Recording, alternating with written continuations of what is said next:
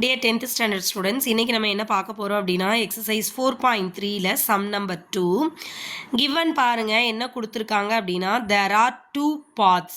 மொத்தம் எத்தனை வழி இருக்கா? ரெண்டு வழி இருக்கு. One can choose to go from Sarah's house to James' house. So ஒரு வழி என்ன அப்படின்னா சாராஸ் ஹவுஸ்ல இருந்து ஜேம்ஸ் ஹவுஸ்க்கு டைரக்டா போறது. அடுத்து இன்னொரு வழி என்ன அப்படின்னு பார்த்தீங்கன்னா to takes a C street and other way requires to take B street and then A street. மொத்தம் இங்கே 3 ஸ்ட்ரீட் இருக்குது. இந்த 3 ஸ்ட்ரீட்டில் ஏ ஸ்ட்ரீட் கிட்ட தான் ஜேம்ஸ் ஹவுஸ் இருக்குது, பி ஸ்ட்ரீட் கிட்ட சாராஸ் ஹவுஸ் இருக்குது, இதுக்கு இடையில ஒரு சி ஸ்ட்ரீட் இருக்குது அப்படின்னு நீங்களா அசியூம் பண்ணிக்கோங்க. இப்போ என்ன அப்படின்னா டைரெக்டாக சாராஸோட ஹவுஸ்லேருந்து ஜேம்ஸ் ஹவுஸ்க்கு வர்றதுக்கு ஒரு வழி இருக்கான். அது போக என்ன பண்ணணுமா, சாரா ஹவுஸ் இருக்கிற இந்த ஏ ஸ்ட்ரீட் வந்து பி ஸ்ட்ரீட் வந்து அப்புறம் சி ஸ்ட்ரீட் வரணுமா, சரிங்களா? ஸோ ஏ ஸ்ட்ரீட், பி ஸ்ட்ரீட், தென் சி ஸ்ட்ரீட். ஸோ இப்போ இந்த மாதிரி ரெண்டு வழி இருக்குன்னு சொல்லிட்டாங்க. இப்போ இதில் என்ன நீங்கள் கண்டுபிடிக்கணும் அப்படின்னா இந்த சி ஸ்ட்ரீட் வழியாக போகிறது இந்த ஏவையும் பியையும் கிராஸ் பண்ணி போகிறத விட எவ்வளோ தூரம் ஷார்ட்டஸ்ட் அப்படிங்கிற கொஸ்டினை நீங்கள் சொல்லணும், சரிங்களா? சாராஸ் ஹவுஸ்லேருந்து ஜேம்ஸ் ஹவுஸ்க்கு டைரெக்டாக சி ஸ்ட்ரீட்டுங்கிற ஒரு ரூட் இருக்குது. அடுத்து ஜேம்ஸ் ஹவுஸ்லேருந்து சாராஸ் ஹவுஸ்க்கு போகிறதுக்கு ஏ ஸ்ட்ரீட் போய் பி ஸ்ட்ரீட் போய் அப்புறம் இவங்க வீட்டுக்கு போகணும். இப்போ இந்த ரெண்டு வழியில் எந்த வழி உங்களுக்கு ஈஸியான வழி, ஷார்ட்டஸ்ட் டிஸ்டன்ஸ் இருக்கிற வழி எதுன்னு கண்டுபிடிக்கணும், அதுதான் கொஸ்டின். ஸோ இப்போ பார்த்தீங்கன்னா இது ஒரு ரைட் ஆங்கிள் ட்ரையாங்கிளை மேக் பண்ணுதா? ஸோ ரைட் ஆங்கிள் இந்த பிக்சர் எங்கே இருக்குதுன்னா உங்கள் புக்லேயே கொடுத்துருக்காங்க. ஸோ ஒரு ரைட் ஆங்கிளை க்ரியேட் பண்ணுற மாதிரி தான் பிக்சரே கொடுத்துருக்காங்க. So right angle triangle.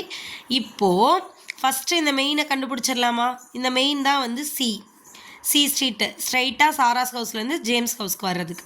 So இது நம்மளோட கொஸ்டின் படி என்னவா இருக்குது அப்படின்னா ஹைப்போட்டனஸாக இருக்குது, ரைட்டுங்களா?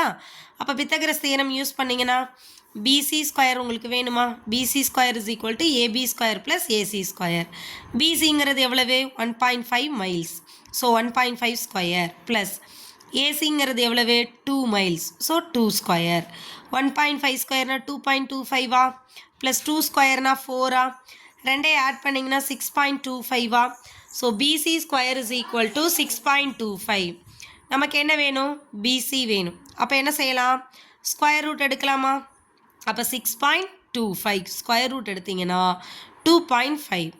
PC equal to 2.5 miles. இது கண்டுபிடிச்சிட்டோம். இந்த பிசியோட டிஸ்டன்ஸ்.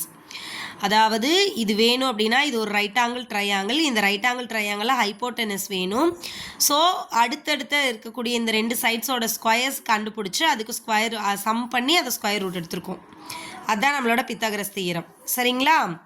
அடுத்தது பார்த்தீங்கன்னா நீங்கள் என்ன பண்ண போகிறீங்கன்னா இந்த ரெண்டு சைடில் நடந்து போகிறீங்க அப்படின்னா இதுக்கு எவ்வளோ டிஸ்டன்ஸ் ஆகுது? இங்கே ஒரு 2 மைல்ஸ், இங்கே ஒரு 1.5 மைல்ஸ், டோட்டலாக உங்களுக்கு 3.5 மைல்ஸ். அதுதான் இங்கே கண்டுபிடிச்சிருக்கோம். 1.5 + 2 ஸோ 3.5. இதில் இருந்து ஏன்னா எது ஷார்ட்டஸ்ட் டிஸ்டன்ஸ்னு கண்டுபிடிக்கணும்னா எதோட டிஸ்டன்ஸ் அதிகமாக இருக்கோ அதுலேருந்து எது கம்மியாக இருக்கோ அதை சப்ராக்ட் பண்ணிங்கன்னா எவ்வளோ ஷார்ட்டஸ்ட் டிஸ்டன்ஸ்னு தெரிஞ்சிருமா? ஸோ இந்த 1.5 + 2 இது ரெண்டே ஆட் பண்ணிங்கன்னா 3.5. பிசி எவ்வளோ கண்டுபிடிச்சி வச்சோம் நம்ம? 2.5.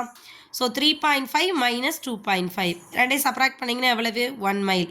அப்போ இந்த சி ஸ்ட்ரீட்டுங்கிறது இந்த ஏ ஸ்ட்ரீட்டையும் பி ஸ்ட்ரீட்டையும் கம்பேர் பண்ணும் பொழுது 1 மைல் வந்து எப்படி இருக்குது அப்படின்னா டிஸ்டன்ஸ் கம்மியாக இருக்குது, சரிங்களா? therefore 1 mile is shorter than the direct path along C street வழியாக நீங்கள் டைரெக்டாக போகும் பொழுது உங்களுக்கு 1 மைல் டிஸ்டன்ஸ் எப்படி இருக்குமா? கம்மியாக இருக்குமா? Thank you students.